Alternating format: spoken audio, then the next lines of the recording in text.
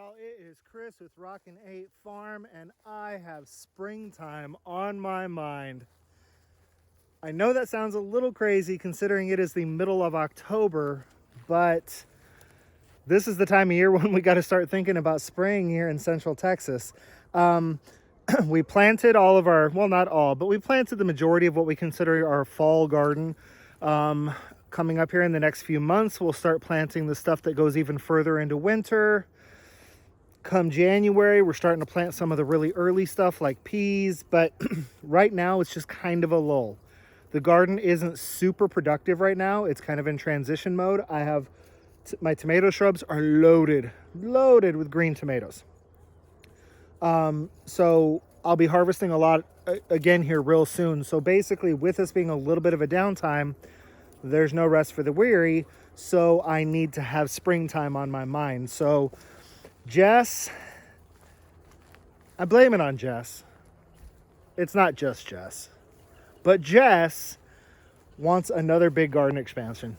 And I love the way that she thinks. You know, I mean, she's really trying to figure out a way like, what do we buy at the grocery store and how do we make it so that we never have to buy that item ever again? I can't fault that. But if we're going to do that, we need more garden space. And then obviously, if we get to a place where we're overproductive, we do have farmers market opportunities in and around us. And a lot of the farmers markets that are around us are very crafty farmers markets. There's not a whole lot of produce at these farmers markets. So they're begging for people to bring something that actually, quote unquote, belongs at a farmers market. We do a lot of craft items too. So I'm not faulting any of those craft items people's.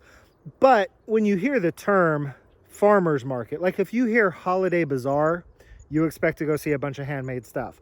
If you hear farmer's market, you expect to see pork and chicken and beef and vegetables and fruits and corn. You know what I mean? Like that's just what you expect at a farmer's market. So the farmer's markets around here, if I call them up and say, hey, I've got 20 dozen eggs to sell this week, and I've also got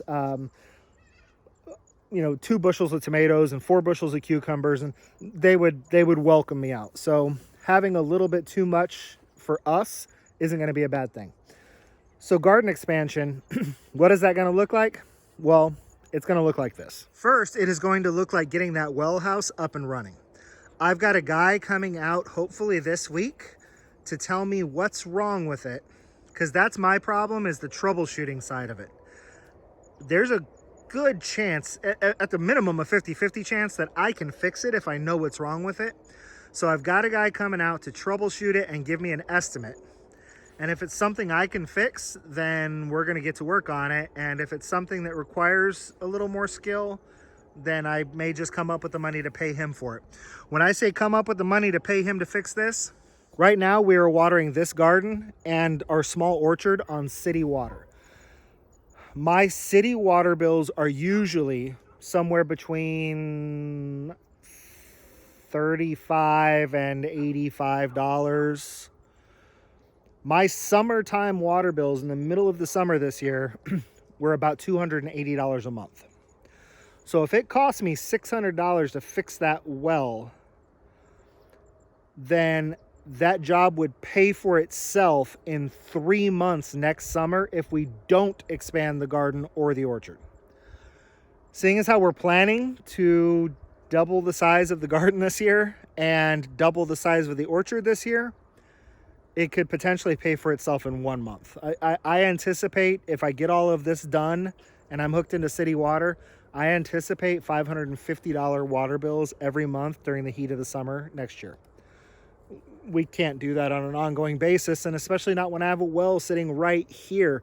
So even if the guy comes back and tells me you need a brand new submersible pump and this has happened and we might have to do some re-drilling, your basic stuff is here, so it's not going to be the full cost of a brand new well, but it's going to be $3,000.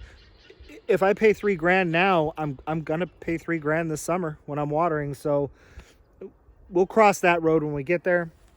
Let's talk about garden expansion. Let's talk about something besides spending money. So existing garden, y'all have seen it many, many times. New bed that I have just put in, but we haven't done anything with. So I need to weed eat the weeds and then drop the dirt on top of that, and those weeds and stuff will break down inside that dirt, and it'll be luscious and gorgeous. You see these two boxes here and here. So there's going to be another box that goes right here, and another box that goes right here. And debating whether or not I want to run a box along the fence line, which means that I could move these buckets someplace else. We decided that we're not going to expand the garden into this area over here because we love our tire swing and we love the tree, and we just didn't want to push this way any further. Yes, we could grow stuff there, but we just decided not to expand the garden in this direction. So coming over here from the garden, we have this area that's fairly heavily wooded, and what we're going to do is we're still going to leave some of these woods in here for a windbreak. But if you walk over here to this other side of this little wooded area, and what this little wooded area is it's kind of a dry creek bed. Yeah, you see my pile. I've got to figure out what to do with that. But you can see this entire area right here. You know, from the fence line over to that tree, you know, I could feed a few boxes in there, but what we're planning on doing is coming in more like to here with the existing garden. So that means this old dead tree needs to go, that cedar needs to go, all of this gook needs to be cleaned out so I can run a fence line in here. All of this gook needs to be cleaned out so I can run a fence line in here. That tree, beautiful tree, will be the corner of the new garden. And then I will put a gate up at the top of the garden here, the same as I did on the other side. But the other thing that we're gonna do is that right here where the vegetation is fairly thin, you can see what I mean about a dry, it's a wet weather creek bed basically. When a lot of water is flowing across our property, it'll funnel down to this point and then into our creek. But since the wooding is fairly thin right here, I'm actually going to build a bridge that goes over the creek bed. And this might not happen this year, but I'm going to build a bridge that goes over the creek bed. And then I'll run the fencing from that garden up to the bridge. And then I'll fence the sides of the bridge. And then I'll run the fencing from this garden that I'm standing in up to the bridge on both sides. So basically, the two gardens will be connected by a bridge, making it kind of look like an H. And we can access both gardens from the front side of the property, or if we're already in one garden, we don't have to go out of a gate to go into another garden. If this floods, the water will run under the bridge, but the animals that we're keeping out of the gardens won't be able to get into the garden by accessing the bridge because I'll fence the sides of the bridge too. So the animals will be able to go in between the gardens and under the bridge, but not into the gardens. Throw y'all into time lapse here. I don't know how much we're gonna get done. We've only got about an hour of daylight left, but I'm gonna throw you all on time lapse, watch you do a little bit of work. I'll come back and say goodbye, but we better get to it.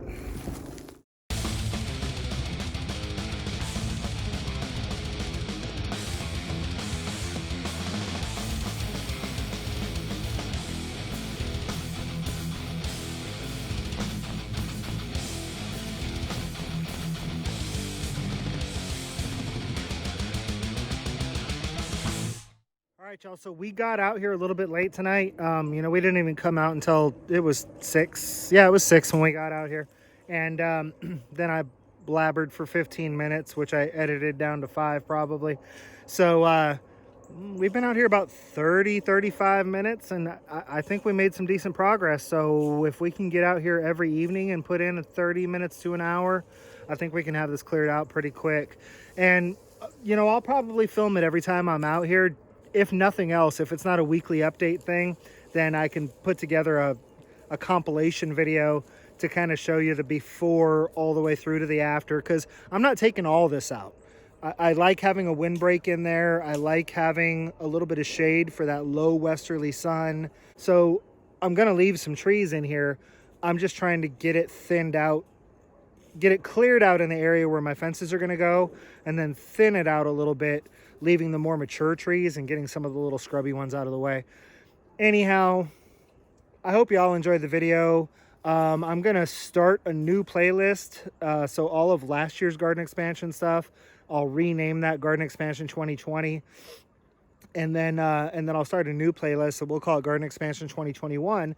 And it'll be really exciting to see how many of these new beds we actually get in, because here's my hope.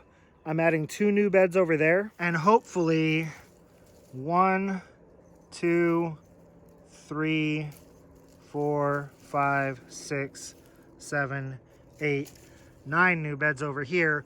And that doesn't include any spaces where I know that I can fit, you know, a 4x4 box or a fence line box. So we're talking about going from 3 of those really large garden beds, the 16x4s, and adding 11 more this year. Got to get it all plumbed, got to get it all irrigated. It's going to be a ton of work, but I've got some good help around here. And as you can see, when we put our minds to it, we can knock some stuff out. So this has been Chris and my helper Jose today. And I think you saw just about every dog we own wander in front of the camera for a bit. All of us are from Rockin Farm. And until we see you all again, I want everybody to be happy and live healthy.